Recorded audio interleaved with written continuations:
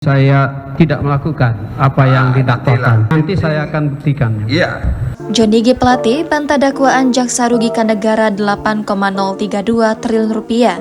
Saya tidak melakukan, akan saya buktikan. Mantan Menteri Komunikasi dan Informatika Johnny G. Plate mengaku tidak pernah melakukan dugaan korupsi sebagaimana yang didakwakan jaksa penuntut umum pada Kejaksaan Agung.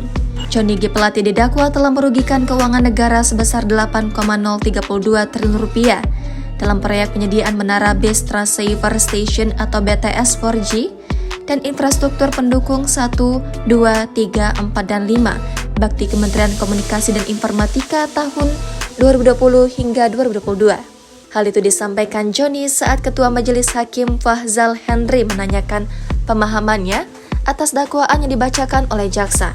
Sekian yang mulia. Oke. Selesai ya, Pak Jenderal G. Plate. Saudara mengerti dengan yang dibacakan tadi terhadap dakwaan saudara? Mengerti?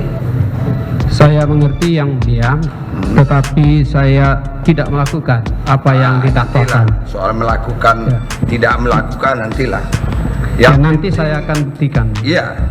Saudara Johnny pun mengaku mengerti, tetapi ia menyatakan tidak pernah melakukan tindakan yang didakwakan oleh jaksa. Terkait dakwaan jaksa, tim penasihat hukum Johnny G. Plate menyatakan akan mengajukan nota keberatan atau eksepsi. Dalam perkara ini, Johnny menjadi terdakwa bersama Direktur Utama Bakti Kominfo, Anang Ahmad Latif, dan tenaga ahli Human Development Universitas Indonesia tahun 2020, Yohan Suryanto.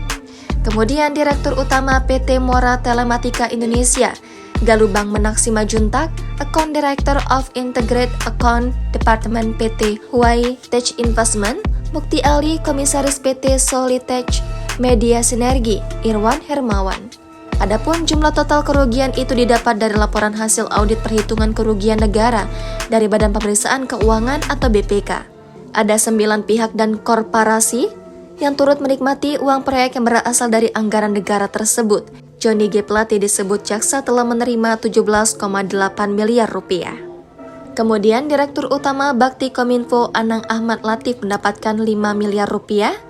Selanjutnya Komisaris PT Solitech Media Sinergi Irwan Hermawan mendapatkan 119 miliar rupiah.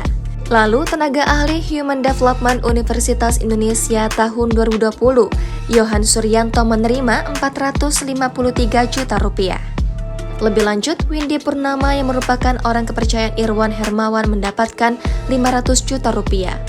Lalu Direktur Utama PT Basis Utama Prima, Muhammad Yusrizki menerima 50 miliar rupiah dan 2.500.000 dolar Amerika Serikat.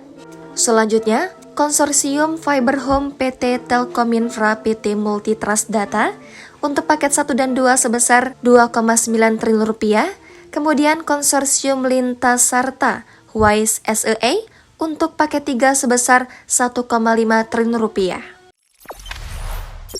Jangan lupa subscribe, share, komen, dan like ya!